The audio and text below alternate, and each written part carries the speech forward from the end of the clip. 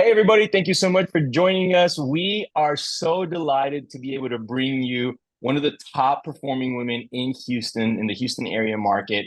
And come November 9th, we're going to be able to ask her all sorts of questions. This is just a quick little preview as to who she is, what she does, and all of the amazing things that she's doing out there when it comes to real estate. Andrea, thank you so much for being on. We really appreciate you contributing and being part of this panel.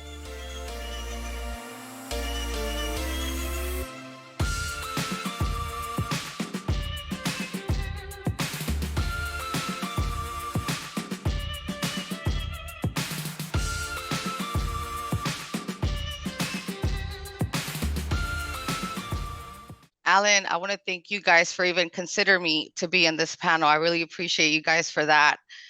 So thank you for having me.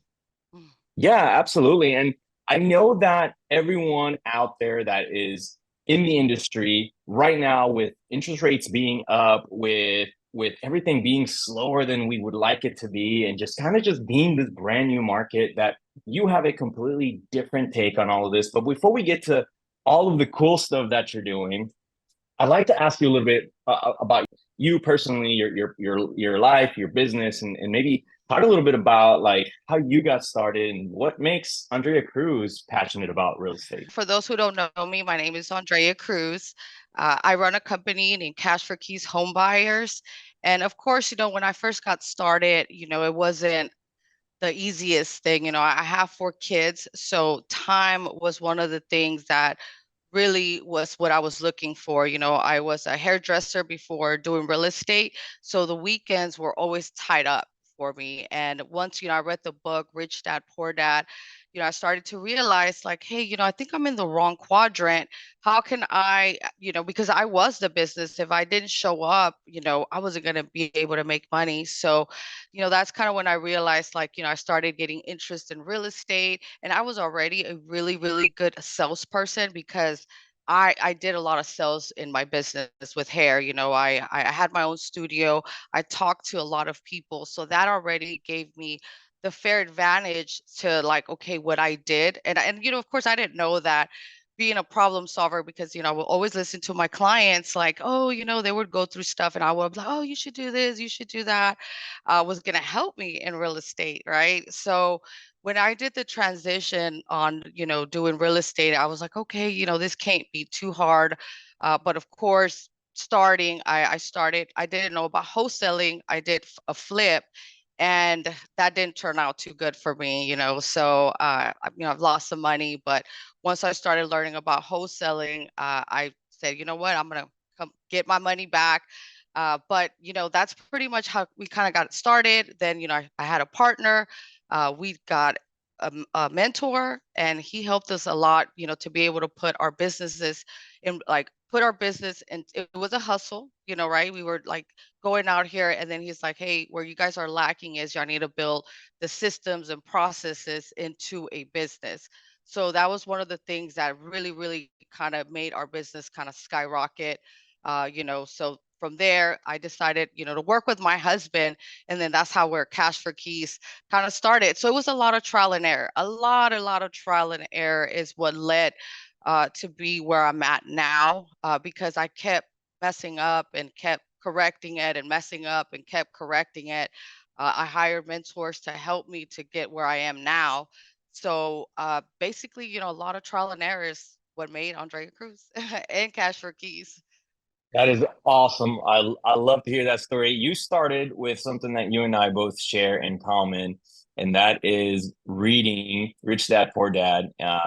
If for all the folks that follow me out there, I share a very similar story.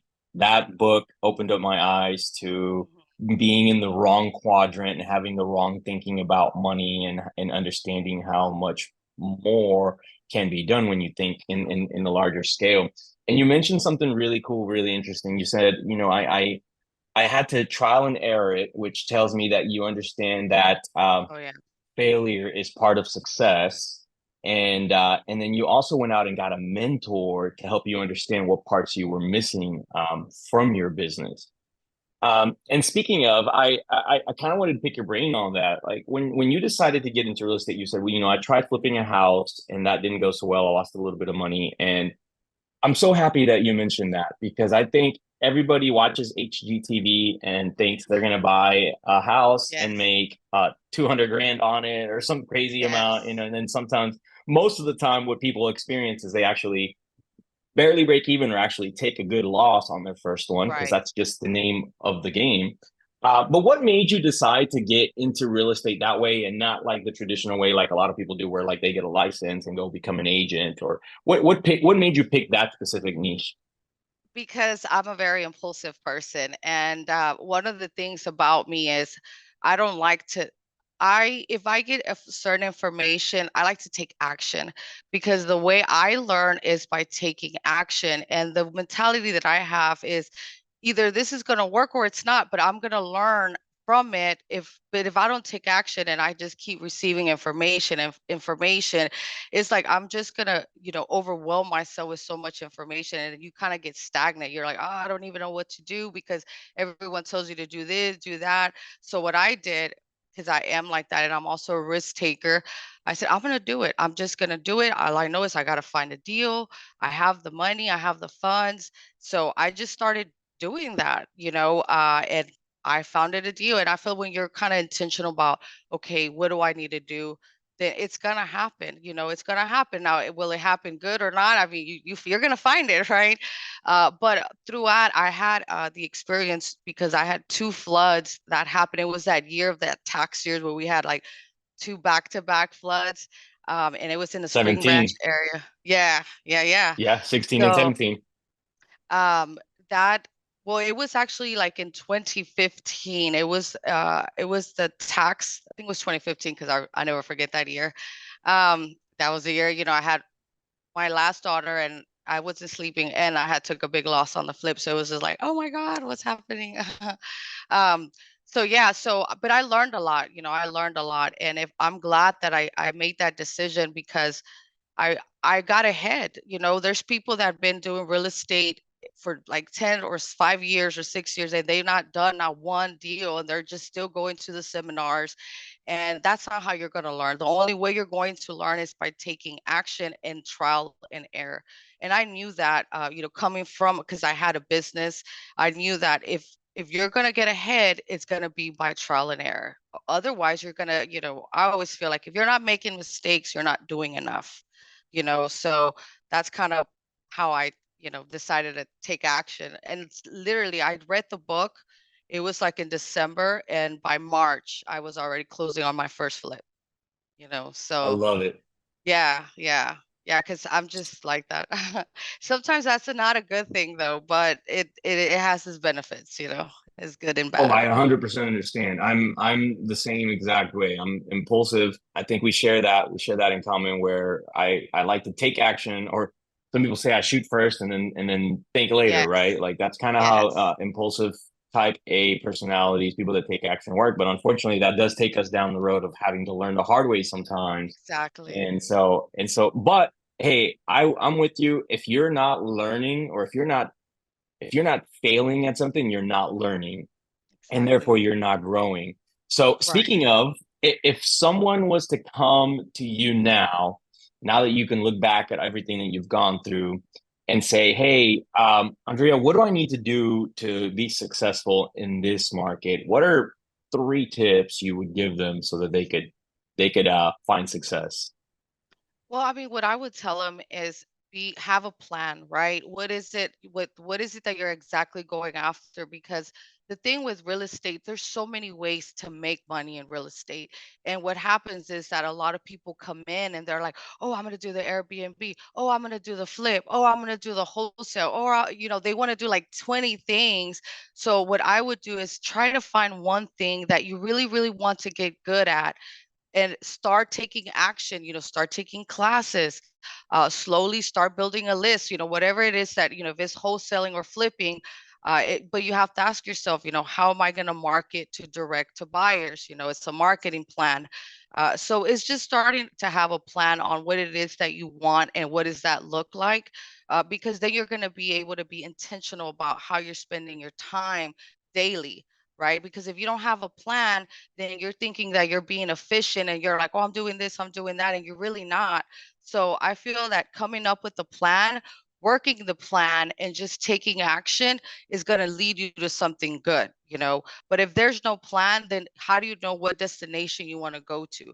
You know, you're going to be working on the wrong things. That So having a solid plan of what it is that you really want to get out of real estate, because real estate will take good care of you, but you have to make sure that you're not all over the place and you're not trying to do Airbnbs and flips and wholesales. You can, at one point, you will get to there, but as you're starting, I think it's better to focus on one thing and then slowly start implementing other things. You know, it's what I Yeah, would suggest. absolutely. That's sound advice. And you know, when it comes to our event that we're hosting on November 9th, I think you're gonna see a big group of people. Some of them that are real estate agents, some of them that are lenders, some of them are wholesalers or trying to get into becoming wholesalers. Some of them flip, some of them build, and then there's the the handful of people like you said that are kind of doing it all or trying everything all at once. Right. And if you were to kind of pinpoint who is going to make the money in 2024, this next coming year, uh, who do you think that's going to be? What are they doing? Well, it's going to be the people that are not allowing what's happening right now, the interest rates, the like being kind of afraid, not taking risks, not spending money on marketing, or the people that slow down pretty much their company and just stop spending. You know, the people that are like, I've been really creative with my marketing. I'm trying new things and being creative are the people that are going to make it a 2024. The people that are not taking no for an answer, the people that are not afraid to risk it, you know, because right now a lot of people are afraid. They're like, oh yeah, I'm done with real estate, or I'm not marketing so much. I'm like, are you kidding me? This is the best time to market, because just like you said, not a lot of people are marketing, especially right now that the last quarter, they're like, what if you talk to like a lot of realtors, they're like, oh, it's a dead time right now, or it's a very slow season. And I'm thinking in my mind, it's a slow season because you're making it a slow season. Because I feel like if your business slows down, it's not because the the market slow down, it's because you slow down. You know, I'm a big believer in that, because if you slow down, everything around you will slow down. So I think it's what people believe and think is what's going to happen for them. So if they're afraid of the market, if they're thinking right now it's a recession, well, guess what? That's exactly what's going to happen. But if you're thinking like, hey, right now is the time to take opportunity, right now is the time to become a billionaire, like right now is the time where all the opportunities out there, then guess what? You're going to see opportunities. So what you speak is what you're going to see. So those are the people who are going to make it. The I believers, love the that. crazy. The believers, the people that are going to push through. Exactly. So you're seeing it on your end too, then. I mean, on your end, you're seeing people that are dropping out of the market. Oh I see it yeah. on my end. I have brokers literally up and down the street here that are shutting down their doors. I see people kind of getting out, and it's interesting to kind of see it from the perspective of this is an opportunity. If people are leaving, it means there's more piece of the pie left for the ones that are Exactly. choosing to stay. So, speaking of changes, what are the changes that are coming up for your business in 2024 that you're already preparing for? You mentioned that you're already doing some creative marketing. What are some other Yeah. changes that you're doing? What are the other things that you see coming up? So one of the things that has helped me a lot in my business is always been my processes, how good they are. And one of the best things that I did for my business this year was put my process into programs. Like all of our exit strategies are into programs. So I went from a wholesaling company to a real estate solution company. Now I'm offering more services to people, because not everybody is going to through that same situation. Not everybody is a distressed buyers. So the changes that I did and that I'm, you know, still getting ready for next year is making stronger processes, and not only that, offering services that other people are not offering. You know, we really, really go way and beyond for our sellers. I mean, we're getting their tenants out. We offer, you know, to move them wherever they need to go. We're sometimes give them monthly payments to be able to sell their house. So we're bringing better solutions to these sellers that not other people are thinking of. You got other companies that are just offering them a cash offer 70%, and I'm giving them five other options that they can, pick if a cash offer is not a good fit. So that's been one of the game changers that's really, really helped me this year. And then also to train my staff to become more servants, to be like, hey, how I'm not here to negotiate with you. I'm here to find a solution to you. You want to sell? I want to see if I'm able to help you. And if we're not a good fit, then that's great. But let me show you what we have to offer. So, having also to the people, all our staff, become more customer service, more helpers. We're not here to negotiate, we're here to help. So that's been another great game changer for us because we're not investors no more. We're not wearing an investor hat. We're wearing a real estate solution hat. So that is what has helped me. And I'm, like I said, making processes better behind that. So we are able to serve our customers into something great. It's not, we want to be a one-stop shop, credit, repair, lending, everything, anything that can help in real estate for them to be able to buy a house, sell a house. We deal with probate, we deal with pre-foreclosures, we do sub-twos. I mean, we do any exit strategy you can think of, we've done it. And so we add it as a program into our company so they're able to see, hey, I can do this, or I can do the create. If people have, they don't want to get paid out, I do tell them, hey, let's do creative financing.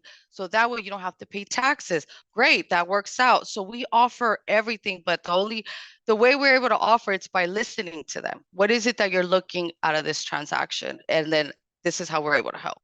So that's what's really what I'm working on and what's been really working for me this year.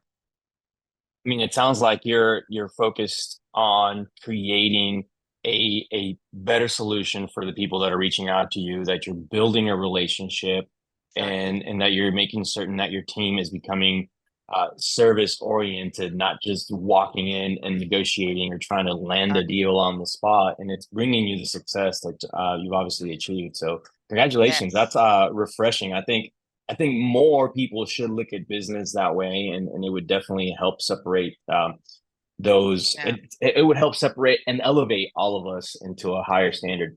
So Yeah. I know I promised you a short interview, and I know people are going to have a ton of questions for you come November 9th.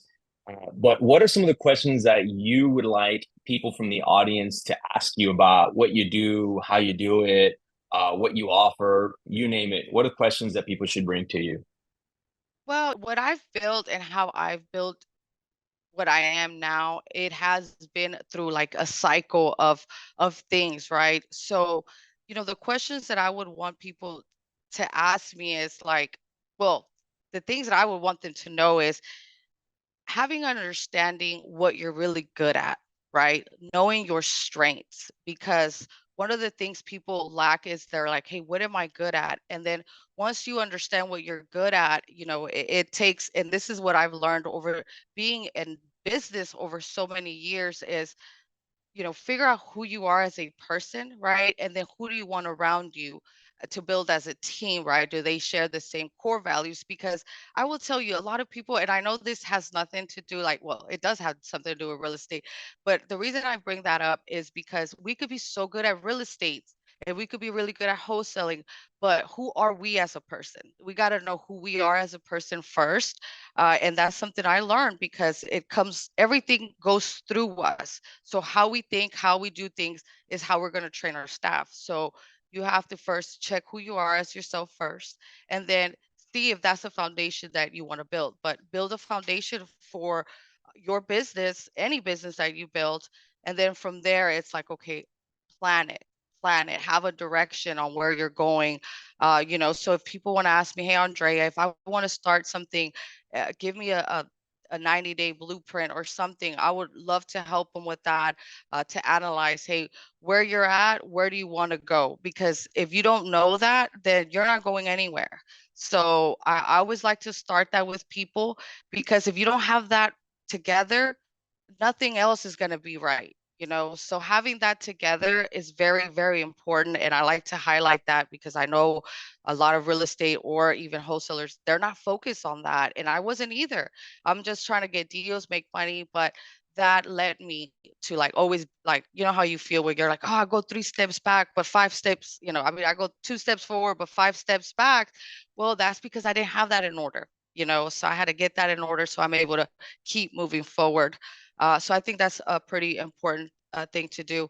Then, obviously novations. I feel like novations is our the next big thing, just because we're skipping out with lenders. And no disrespect to our lenders, we love you, thank you. But what I'm saying is we're saving on money, on closing costs, holding costs, points. So that is able to make a deal, a better looking deal than, if you don't close it, then closing it. So that's another one that, I would like for people to ask me more about. Yeah, and I know that's a really hot topic. Novations have recently become something that I think a lot of people in the industry have seen a lot of success with. And for those of you guys that don't know what that is or don't understand how it works, I think this is a good opportunity for you guys to come by and ask the right questions from people like Andrea, who are so open and willing to share their successes. With that said, I want to just remind everybody, November 9th, we have Andrea Cruz, we have 3 other top producing women in the industry here in Houston. We want to invite every one of you guys to come on out, hang out with us, ask the right questions, and take some golden Yes. nuggets back home with you to help elevate your business. Andrea, I want to tell you something. I find the way that you think refreshing. I think it's important to be introspective, which is what I'm hearing from you. Is hey, get get this up here fixed, understand who you Yes. are, know Mhm. what value you bring to the table, and then focus on what you do best. And Yeah. I think that's really sound advice. I think people will take a lot from that. Um, with that said, let's make sure that we get everybody out there who's watching this out to the real estate rally that's happening on November 9th. Andrea, big high five. You're awesome. Yes. Thank you for Thank joining you. us. Thank you. Yes. Yes. Happy. And we'll see Anytime I you can bring guys. value, I love it. I love bringing value because I know how it is when you're starting, so any value you can get, it helps. Yeah, absolutely. Absolutely. So thanks again for being on. We'll see you guys next time.